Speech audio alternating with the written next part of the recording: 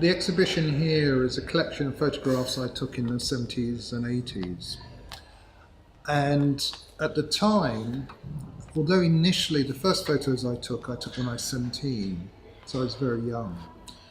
And the initial pictures were very much of street markets and places around, as I was just learning about photography because I was teaching myself. And as I developed in photography, it became much more about social justice, because I was involved in a lot of campaigns in Hackney which were about how do we improve what's going on around us. Because Hackney in the 70s and 80s, when I was young and growing up, was a pretty grim place. It was still recovering from both the war and what was called slum clearance programs.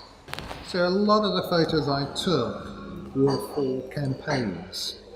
So some of the pictures I did, they might have been around issues to do with childcare or homelessness.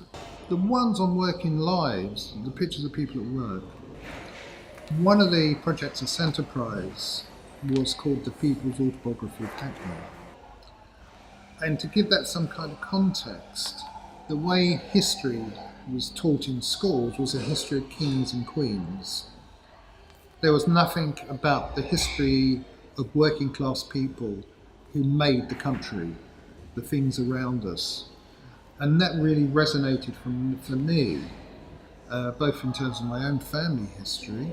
My family came from Russia and Holland. But also, in a sense, it was redressing the balance. And it was about telling the stories of people who'd previously been hidden from history. And it was part of a much broader movement taking place in the 1970s. It wasn't just in Hackney.